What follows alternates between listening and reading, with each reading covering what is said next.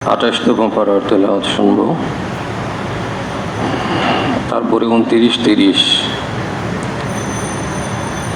28তম পারাতে 9টি সূরা আছে। সূরা মুজাদালা, সূরা হাশর, সূরা মুমতাহিনা, সূরা সফ, সূরা জুমা, সূরা মুনাফিকুন, সূরা তাগাবুন, সূরা তালাক এবং সূরা তাহরিম। এই 9টি সূরা।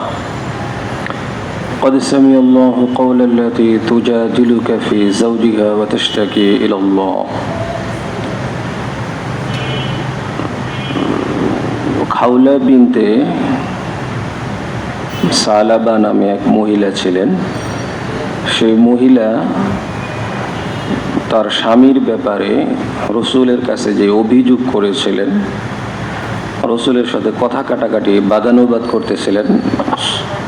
মুজাদালা মানে বাদানুবাদ করা। রসুলের সাথে এই নিয়ে কথা কাটাকাটি করতেছিলেন, সেই ব্যাপারেই আল্লাহ তাআলা আয়াত নাজিল করছেন। ঘটনা ছিল, খাউলা বিনতে সালাবার স্বামী তাকে বলেছিলেন যে তুমি আমার মায়ের মতো। আরবে এগুলি ব্যবহৃত হতো। একটা তো আছে যে তোমার চেহারা আমার মায়ের মতো, আমার বোনের মতো, আমার অরমুকের মতো, স্ত্রীকে বলা, এই একটা। এখানে হারামের কোনো কিছু না, কিন্তু যদি এই উদ্দেশ্যে বলা হয় যে মাকে ব্যবহার করা যেরকম হারাম, বোনকে ব্যবহার করা যেরকম হারাম, তোমাকেও ব্যবহার করা এরকম হারাম, এইভাবে তুমি মায়ের মতো। তো তার স্বামী তাকে বলছিল তুমি আমার মায়ের পিঠের মতো।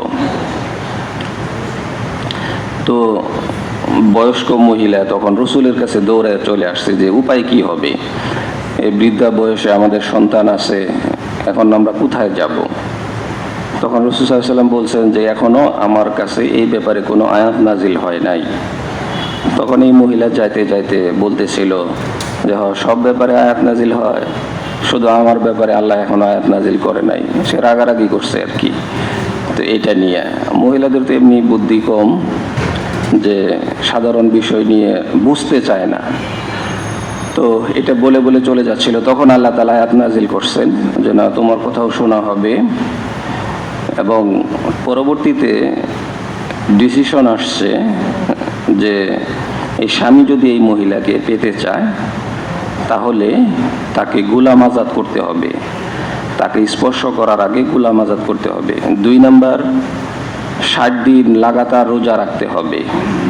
যদি এটা সম্ভব না হয় তাহলে 60টা মিসকিনকে এক বেলা খাওয়াতে হবে। তাহলে ওই স্ত্রী আবার পূর্বের মতো হালাল হয়ে যাবে।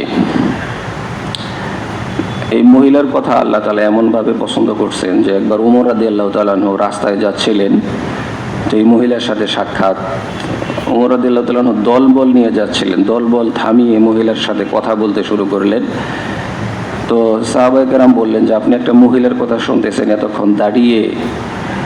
তখন ওমর রাদিয়াল্লাহু তাআলা আনহু বললেন, যেই মহিলার কথা আল্লাহ 7 আসমানের উপর থেকে শুনেছেন, তা আমি ওমর কেন শুনবো না তার কথাটা, শুনি দেখি কি বলে সে।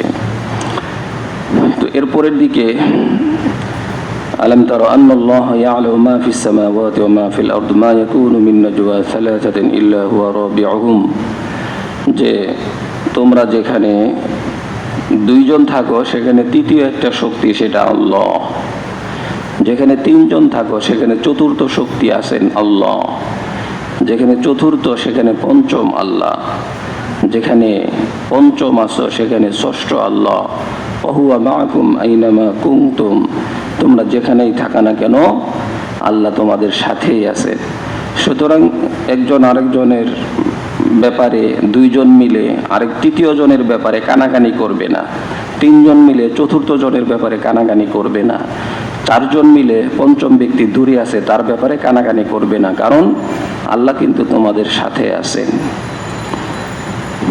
এরপরের দিকে ইয়া আইয়ুহাল্লাযীনা আমানু ইযা নাজাইতুমুর রাসূল ফাকদ্দিমু বাইনা ইয়াদাই নাজওয়াকুম সাদাকা, যে সাহাবায়ে কেরাম বেশি বেশি প্রশ্ন শুরু করলেন রসুলের কাছে। তখন আয়াত নাজিল হলো যে রসুলের কাছে যদি কেউ প্রশ্ন করতে চাও তাহলে আগে সাদাকা করতে হবে, আগে মানুষকে কিছু দান করতে হবে, গরিবদেরকে দান করে তারপরে রসুলের কাছে প্রশ্ন করতে আসতে হবে। এই আয়াত নাজিল হওয়ার পরে আলী রাদিয়াল্লাহু তাআলা আনহু বলেন যে শুধুমাত্র আমি এই আয়াতের উপরে আমল করতে পেরেছিলাম। এরপরে আল্লাহ তাআলা সিস্টেম পাল্টিয়ে দেন। যখন মানুষ প্রশ্ন কম করা শুরু করলো তখন বলল যে না, ঠিক আছে, আর তোমাদের দান করে তারপরে রসুলের সাথে কথা বলতে হবে না, তোমরা এমনিতেই কথা বলতে পারবে। তো আলী রাদিয়াল্লাহু তাআলা আনহু বলছেন যে আমি একমাত্র সেই সাহাবী যেই সাহাবী এই আয়াতের উপরে আমল করতে পেরেছিলাম। আমি দান করে তারপরে রসুলের সাথে কথা বলা শুরু করেছিলাম। এরপরে সূরা হাশর নাজিল হয়েছে। বনু নাজির এক গোত্র ছিল, ইহুদি গোত্র, তাদের ব্যাপারে আলোচনা। যে মদিনায় বনু নাজির নামে এক গোত্র ছিল, তাদের সাথে রসুলের সন্ধি হয় এবং সন্ধির মাধ্যমেই বসবাস করতেছিলেন যে তোমরাও আমাদের বিরুদ্ধে যুদ্ধ করবে না, আমরাও তোমাদের বিরুদ্ধে যুদ্ধ করব না। কিন্তু এই সন্ধি শর্ত যা ছিল এটাকে ভঙ্গ করে বনু নাজির গোত্র ইহুদিরা, পরবর্তীতে তাদের উপরে আল্লাহর আযাব আসে, যুদ্ধ হয়। এরপরে তারা পরাজিত হওয়ার পরে তারা আশ্চর্য হয়ে গেল যে আমাদের মতো গোত্র বনু নাজির গোত্র আমরা পরাজিত হয়ে গেলাম। এত বড় বড় পাহাড় থাকতে, আমাদের এত ধন দৌলত থাকতে, আমাদের এত শক্তি থাকতে। এরপরে রসুল তাদেরকে বললেন যে তোমাদের এতটুকু অনুমতি আছে যে তোমাদের উটের উপরে যতটুকু সামান আটে বা সামান নেওয়া সম্ভব হয় এই পরিমাণ সামান নিয়ে তোমরা মদিনা থেকে বের হয়ে যাও। তো দেখা গেছে যে তারা তাদের সামান সমূহ নিয়ে মদিনা থেকে তারা বের হয়ে গেছে, যেটা তাদের কল্পনাতে ছিল না যে আমাদের মতো মানুষ মদিনা থেকে বের হয়ে যাব। তো তারা এভাবে বের হয়ে যায় এবং যেই সম্পদ থাকে তাদের, সেই সম্পদটা মালে ফাই হিসেবে মুসলমানদের মধ্যে বন্টন করে দেওয়া হয়। মালে ফাই একটা হচ্ছে যে যুদ্ধ করার পরে যেই সম্পদ থাকে কাফেরদের, এটা হলো গনিমতের মাল, যেটা মুসলমানরা ভাগ করে নিবে যুদ্ধের পরে। আরেকটা হচ্ছে মালে ফাই হচ্ছে যে যুদ্ধ ছাড়াই যেই সম্পদ অর্জিত হয় সেটাকে বলে মালে ফাই। ফালিল্লাহি ওয়ালি রাসূলি ওয়ালিদিল কুরবা ওয়াল ইয়াতামা ওয়াল মাসাকিন ওয়াবনিস সাবিল কাইলা ইয়াকুনা দুলাতাম বাইনাল আগনিয়াই মিনকুম। এটা কেন করলেন আল্লাহ তাআলা? যে এটা এই জন্য করলেন যে ধনীদের থেকে সম্পদ যাতে গরিবদের মাঝেও এই সম্পদ চলে যায়, এই জন্য এই সিস্টেম করছেন। এরপরে সূরা হাশর শেষ, এরপরে সূরা মুমতাহিনা। সূরা হাশরের আরো কিছু আলোচনা আছে, যেমন ফাকানা আকিবাতুহুমা আন্নাহুমা ফিন-নারি খালিদাইনি ফিহা ইয়া আইয়ুহাল্লাযীনা আমানুত্তাকুল্লাহা ওয়াল তানজুর নাফসুম মা কদ্দামাত লিগাদ। যে তোমরা আল্লাহকে ভয় করো এবং আগামী কালের জন্য, আখিরাতের জন্য তুমি কি পাঠাচ্ছ এটা নিয়ে একটু ভাবো। কি পাঠাইতেছ? তুমি যে আখিরাতের সফরে যাবে, সেই সফরের জন্য কি পাঠাইতেছ এটা নিয়ে একটু ভাবো। যে নামাজ যেটা হইতেছে এটা কি আসলে সঠিকভাবে যাবে কিনা, বা গিয়ে এটার কোনো উপকারিতা পাবো কিনা। হজ যেটা করতেছি, জাকাত যেটা দিতেছি, ভালো কাজ যেগুলি করতেছি আসলেই কতটুকু ভালো, এগুলি পাঠানোর মতো কিনা, বা এগুলি পাঠাইলে আমি এগুলির কোনো বেনিফিট পাবো কিনা, এটা একটু চিন্তা ভাবনা করো। এরপরে আল্লাহ তাআলা বলছেন ওয়ালা তাকুনু কাল্লাযীনা নাসুল্লাহা ফাআনসাহুম আনফুসাহুম উলাইকা হুমুল ফাসিকুন। যে ব্যক্তি আমি আল্লাহকে ভুলে যায়, আমি তার নিজেকেও ভুলিয়ে দেই। অর্থাৎ সে নিজেকেও তখন ভুলে যায়। যখন সে আল্লাহকে ভুলে গেল তখন সে নিজেকেও ভুলে যায়। নিজেকে ভুলে যায় মানে কি, তার মধ্যে আর হিতাহিত জ্ঞান থাকে না, কোনটা ভালো কোনটা খারাপ। সে তখন নিজেকেও ভুলে যায়, খারাপ কাজ করতে থাকে সে। আল্লাহ বলেন যে আমাকে ভুলে গেছিস বান্দা, আমি তোকেই ভুলিয়ে দিব, তুই নিজেকেই ভুলে যাবি। নাসুল্লাহ ফানসাহুম আনফুসাহুম উলাইকা হুমুল ফাসিকুন লা ইস্তাবি আসহাবুন নার ওয়া আসহাবুল জান্নাহ উলাইকা হুমুল ফাইজুন। লাউ আনজালনা হাযাল কুরআন, আমি যদি এই পাহাড়ের উপরে, পর্বতের উপরে কোরআনকে নাজিল করতাম, তাহলে পর্বত পাহাড় ভয়ে কম্পিত হয়ে যেত আর বলতো আল্লাহ আপনি যা নাজিল করছেন সব আমি মেনে নিলাম, মানব। কিন্তু মানুষ নাজিল হওয়ার পরেও তা সব মানতে চায় না, মানুষ অন্যটাও করে না মেনে।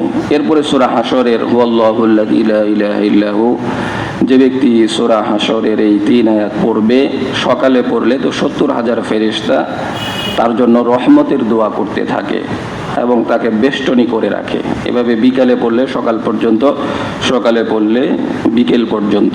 মুমতাহিনা ইয়া আইয়ুহাল্লাযীনা আমানু লা তাত্তাখিযু আদুওয়ি ওয়া আদুওয়াকুম, হে মুমিনেরা তোমরা গ্রহণ করো না আমার শত্রু এবং তোমাদের শত্রু যে আছে তাদেরকে গ্রহণ করো না।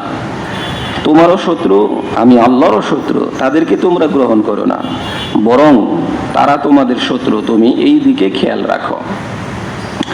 এরপরে ইন্নামা ইয়ানহাকুমুল্লাহু আনিল্লাযীন, যে কাফের যারা থাকে মুসলমান দেশে তাদের সাথে কি ব্যবহার করতে হবে। বাংলাদেশে যারা কাফের আছে তারা যদি ধর্মের উপরে কোনো আঘাত না করে, তারা যদি ধর্ম যুদ্ধ না চালায়, তারা যদি আমাদের উপরে জোরপূর্বক কোনো কিছু না করে, তাহলে তাদের সাথে খারাপ ব্যবহার করা যাবে না, তাদের সাথে ভালো আচরণ করতে হবে। আর যদি ধর্মযুদ্ধ চালায়, আমাদের ধর্ম নিয়ে বিভিন্ন কিছু করে, তাহলে সেই ক্ষেত্রে তাদের বিরুদ্ধে পদক্ষেপ নিতে হবে।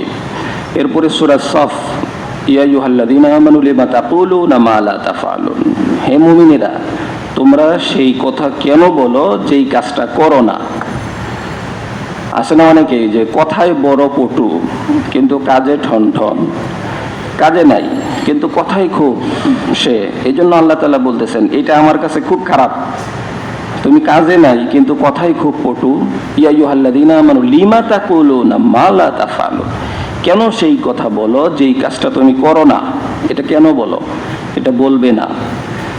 এরপরে ইউরিদুনা লিউতফিউ নূরাল্লাহি বিআফওয়াহিহিম ওয়াল্লাহু মুতিম্মু নূরিহি ওয়ালাউ কারিহাল কাফিরুন। ইউরিদুনা লিউতফিউ নূরাল্লাহ, যে কাফের মুশরিকরা চায় যে আল্লাহর নূরকে ফু দিয়ে নিভিয়ে দিবে, কিন্তু আল্লাহ বলেন ইউরিদুনা লিউতফিউ নূরাল্লাহি বিআফওয়াহিহিম, তারা মুখের ফু দিয়ে নিভিয়ে দিবে, ওয়াল্লাহু মুতিম্মু নূরিহি ওয়ালাউ কারিহাল কাফিরুন, কিন্তু আমি আল্লাহ চাই আমার নূরকে আমি পরিপূর্ণ করব। যেরকম সূর্য ওঠার সময় আমরা যদি ফু দিতে থাকি যে সূর্যের তাপ একটু হালকা হবে, এটা কি সম্ভব? এটা পাগলামি ছাড়া আরো কিছু। সারা পৃথিবীর মানুষ যদি ফু দিতে থাকে, একটু কি তাপ কমবে? সূর্যের আলো কমবে? কমবে না। তো আল্লাহ বলতেছেন যে আমি আমার দ্বীনকে, আমি আমার কোরআনকে, হাদিসকে, মাদ্রাসা, মসজিদ এগুলি প্রতিষ্ঠিত করব, এগুলি রাখবো। সারা পৃথিবীর মানুষ চেষ্টা করেও এগুলিকে বন্ধ করতে পারবে না। এটার অগ্রযাত্রাকে, দ্বীনের অগ্রযাত্রা, ইসলামের প্রচার প্রসার, এগুলিকে কোনোভাবেই তারা বন্ধ করতে পারবে না। যেরকম ফু দিয়ে সূর্যের আলো বন্ধ করা যায় না। ইয়া আইয়ুহাল্লাযীনা আমানু কুনু আনসারাল্লাহ, হে মুমিনেরা কুনু আনসারুল্লাহ, আল্লাহর সহযোগী হও। আল্লাহ তো নিজেই সব পারেন, আবার বলছে আল্লাহর সহযোগী হও। অর্থাৎ মসজিদ, মাদ্রাসা এগুলি মানুষই তো আবাদ করবে। যেরকম সহযোগী হয়েছিল ঈসা আলাইহিস সালাম বলেছিলেন তার হাওয়ারিনদেরকে যে আল্লাহর কাজের ব্যাপারে তোমরা আমার সহযোগী হও। যেমন বাবরি মসজিদ ভাঙছে, তো আল্লাহ কি ওইখানে প্রটেক্ট দিয়ে এটা ঠেকাইছে? ঠেকায় নেই। এখানে মুসলমানরা যায় ঠেকাবে, তাহলে এটা ঠেকবে। এখানে যদি কেউ মসজিদ ভাঙতে আসে, আল্লাহকে ফেরেশতা পাঠাবে? পাঠাবে? পাঠাবে না। এখানে আমাদের প্রটেক্ট দিতে হবে। তাহলে আল্লাহ বলছেন যে আমার সহযোগী হও। ওই যে কারো দরকার নাই, ইসলাম রক্ষার জন্য কারো দরকার নাই, আল্লাহই রক্ষা করব। তো তোমার ঘরের বেলায় কও যে আমি রক্ষা করব, আর ইসলামের বেলায় কও যে আল্লাহ রক্ষা করব। তোমার ঘরের বেলায়, তোমার জীবনের বেলায় কইতে পারো না যে আল্লাহর জান আল্লাহ নিলে নেক, নালে রাখো, এটা কও না। ইসলামের বেলায় এই কথা কও। এগুলি হলো নাস্তিক। কয় যে ইসলাম রক্ষার জন্য কারো হেফাজতের দরকার নাই। অবশ্যই দরকার আছে। কিছু দলকে আল্লাহ তাআলা তৈরি করে দিবেন যারা কোরআন হাদিস রক্ষার জন্য, হেফাজতের জন্য তারা জীবন দিবে, তারা সবসময় পরিশ্রম করবে। এখানে আল্লাহ ফেরেশতা পাঠায় কোনোভাবেই মসজিদ রক্ষা করবেন না, নইলে বাবরি মসজিদ রক্ষা করতেন। এখন তারা কি বলে, বাবরি মসজিদের নিচে কি এর মন্দির ছিল এই জন্য ভাঙছে। এখন আরেক সুর তুলছে, আরো বড় বড় মসজিদ যেগুলি আছে বলে যে এগুলির নিচেও মন্দির ছিল, এগুলিও ভাঙতে হবে, এগুলিও ভাঙতে হবে, খুঁজে দেখতে হবে এগুলির নিচেও মসজিদ আছে কি না। অপেক্ষা করেন, সেই দিন বেশি দূরে না। যদি বাংলার উলামায়ে কেরাম না থাকে তাহলে বাংলাদেশেও ওই প্রশ্ন উঠবে যে এই মসজিদের নিচে কি ছিল, খুঁজা দেখি। এত সহজ না। তো যাই হোক, কুনু আনসারুল্লাহ, আল্লাহর সহযোগী হও। এরপরে সূরা জুমা, সূরা জুমাতে ইয়া আইয়ুহাল্লাযীনা আমানু ইযা নুদিয়া লিস-সালাতি মিন ইয়াউমিল জুমআতি ফাসাউ ইলা যিকরিল্লাহ, তোমরা জুমার নামাজের জন্য দৌড়ায় আসো। আর যখন নামাজ শেষ হয়ে যায়, ফাইদা কুদিয়াতিস সালাত ফান্তাশিরু ফিল আরদ, যখন নামাজ শেষ হয়ে গেল জমিনে ছড়ায় পড়ো। কাসবুল হালালি ফরিদাতুন বাদাল ফরিজা, অর্থাৎ ইনকামের জন্য, ছেলে মেয়ের জন্য, নিজের সন্তানের জন্য, বিবি বাচ্চার জন্য ইনকাম করার জন্য বের হয়ে পড়ো। সারাদিন মসজিদে পড়ে থাকতে হবে এই কথা কোথাও নাই। আমি ফরজ হুকুম আদায় করলাম, এরপরে জিকির আজকার কিছু সময় আমি মসজিদে থাকলাম, কিন্তু এরপরে আমি বের হয়ে পড়লাম। আমি সারাদিন মসজিদে থাকবো, এরপরে বিবি কি খাবে, বাল বাচ্চা কি খাবে আমার কোনো খবরই নাই। সব আল্লাহ দিব। আল্লাহ দিব মানুষের কাছে কওকে আল্লাহ দিব, আল্লাহ তো আর আসমান ফাটাইয়া তারপরে দিবে না, এরকম দেওয়ার নিয়ম নাই। এটা যদি কেউ মনে করে তাহলে এটাও ঠিক না। রসুলকে দেয় নাই আল্লাহ, আর আপনাকে কিভাবে দিবে? এটা দিবে না, এটা নিয়মই নাই। যদি নিয়ম থাকতো তাহলে আল্লাহ তাআলা বলতেন না যে ফান্তাশিরু ফিল আরদ, তোমরা বের হয়ে পড়ো কামাই রোজগারের জন্য। তাইলে বলতেন যে মসজিদে পড়ে থাক, আমি এখান থেকেই খাবার পাঠাবো। এরকম আয়াত নাই। আয়াত আছে তোমরা বের হয়ে পড়ো, এরপরে আমি তোমাদেরকে রিজিক দিব সেখান থেকে।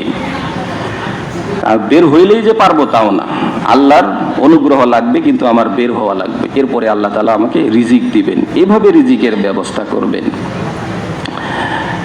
আমি কিছু কাজ করব না। মানুষ যখন জিজ্ঞেস করবে যে না আমি তো আল্লাহর রাস্তায় আছি, আমি কিচ্ছু করি না, তখন আরেকজনের কাছে বললাম, সে একটা বিপদে পড়ে গেল না, যে যেহেতু কিছু করে না তাহলে তো এর 10টা টাকা দেওয়া দরকার, না খাবি কি? তো এটা সওয়াল করলাম না ঠিকই, ভিক্ষা করলাম না ঠিকই, কিন্তু ঘুরায় গাড়ায় ভিক্ষা করলাম আর কি। এই জন্য কাসবুল হালাল, ফরজ নামাজের পরে তোমরা বের হয়ে পড়ো ইনকামের জন্য। এরপরে সূরা মুনাফিকুন, ইযা জাআকাল মুনাফিকুনা ক্বালু নাশহাদু ইন্নাকা লারাসূলুল্লাহ, মুনাফিকরা এসে বলে যে হে রাসূল, আপনি কিন্তু আসলেই আল্লাহর রাসূল। মুনাফিকরা বলে যে আপনি কিন্তু আসলেই আল্লাহর রাসূল। আল্লাহ বলেন যে হে আমার রাসূল যে আল্লাহর রাসূল আমি তো জানি, কিন্তু মুনাফিকরা আসলে মানে না। আপনার অগোচরে গিয়ে আপনার বিরুদ্ধে তারা কথা বলে, আর আপনার সামনে বলে যে আপনি আসলেই আল্লাহর রাসূল। তো এটা তো আল্লাহ জানিনি, এটা বলার কি আছে? আমি তাহাজ্জুদ পড়ি না পড়ি এটা আল্লাহ দেখতেছে না? এটাকে আমার বলার দরকার আছে মানুষের কাছে যে আমি তাহাজ্জুদ পড়ি, আমি অমুকটা করি, আমি দ্বীনের জন্য এই করি? এটা তো বলার দরকার নাই, এটা তো আল্লাহ জানেনি। তো এটা হলো মুনাফিকের কাজ, বলে বলে বেড়ায় আমি তাহাজ্জুদ পড়ি, এটি মুনাফিক ছাড়া। এজন্যে আল্লাহ তাআলা বলছেন যে মুনাফিকরা এসে বলে যে আপনি আল্লাহর রাসূল। আল্লাহ বলে আমি তো জানি, এটা করার দরকার কি? রাসূল যে আমার রাসূল এটা আমি জানি। ইয়া আইয়ুহাল্লাযীনা আমানু লা তুলহিকুম আমওয়ালুকুম ওয়ালা আওলাদুকুম আন যিকরিল্লাহ, হে মুমিনেরা, আওলাদুকুম আমওয়ালুকুম ওয়া আওলাদুকুম, তোমাদের সম্পদ এবং তোমাদের সন্তান আদি কারণে তোমরা আল্লাহর জিকির থেকে দূরে থেকো না, নামাজ থেকে অন্যান্য ইবাদত থেকে তোমরা দূরে থেকো না, তাহলে তোমরা ক্ষতিগ্রস্ত হয়ে যাবে। এরপরে সূরা তাগাবুন, ইয়া আইয়ুহাল্লাযীনা আমানু ইন্না মিন আজওয়াজিকুম ওয়া আওলাদিকুম আদুওয়াল লাকুম ফাহযারুহুম, যে তোমাদের এরকম কিছু স্ত্রী আছে, এরকম কিছু সন্তান আছে, যেই সন্তান, যেই স্ত্রী তোমাদের শত্রু। এরকম আছে না, নিজের সন্তান নিজের শত্রু, মানে এমন কাজ করে, শত্রু এই কাজ করে না। মনে করেন যে হিরোইন খাওয়ানোর লিগে হুন্ডা একটা চুরি করে নিয়ে বেঁচে ফেলাইলো, এখন আপনার কাছে বিচার আসছে, উপায় আছে, এই সন্তান থাকার চেয়ে না থাকা ভালো না? আবার আরেক নারীর সাথে আরেক ঘটনা ঘটাইছে, বিচার আসছে, আরেকজনের টাকা মাইরা দিছে, বিচার আসছে। এরকম বিবি আছে, আরেকজনের সাথে চলে গেছে। এই সমস্ত বিবি সন্তান না থাকার থেকে না থাকা ভালো। এই জন্য আল্লাহ বলছেন এটি শত্রু তোমাদের, তুমি সতর্ক থাকো এদের ব্যাপারে। এরপরে সূরা তালাক, তালাক কিভাবে দিতে হবে এই বিষয়ে বিস্তারিত আলোচনা আসছে, কিন্তু আজকে আমাদের সমাজে তালাকের ব্যাপারে আমরা জানি না। তালাক কখন দিতে হবে, কিভাবে দিতে হবে, দিলে কি হয়, এই সিস্টেমগুলো আমাদের জানা দরকার, বিস্তর আলোচনা। এরপরের দিকে সূরা তাহরিম, ইয়া আইয়ুহান নাবিয়্যু লিমা তুহাররিমু মা হাল্লাল্লাহু লাক, হে রাসূল, যেটা হালাল, অর্থাৎ এক বিবির কারণে রাসূল মধু খাওয়াকে একবার হারাম করেছিলেন অন্য ঘটনার কারণে। তো আল্লাহ বললেন যে বিবির কারণে একটা হালাল জিনিসকে আপনি কেন হারাম করবেন, এটা কইরেন না আপনি। এরপরের দিকে শেষে যে দরাবাল্লাহু মাসালাল লিল্লাযীনা কাফারু ইমরাআতা নূহ ওয়া ইমরাআতা লূত, যে নূহ এবং লূতের স্ত্রী, তারা নবীর স্ত্রী হওয়ার পরেও জাহান্নামী, নবীর স্ত্রী তারপরেও জাহান্নামী, তাদের উদাহরণ দিছে। আরেকটা হচ্ছে যে দরাবাল্লাহু মাসালাল লিল্লাযীনা আমানু ইমরাআতা ফিরআউন, আরেকটা হচ্ছে আলে ইমরান এবং ফেরাউনের স্ত্রী, কাফেরের স্ত্রী হওয়ার পরেও এরা দুইজনেই মুমিন এবং জান্নাতি। এই জন্য তোমরা সাবধান থাকো। তো যে আলোচনাগুলি আমরা শুনলাম 28 পাড়ার এই পাড়ার, এই বিষয়ে আল্লাহ তাআলা আমাদের সকলকে ঈমান রেখে আমল করার তৌফিক দান করো। কথা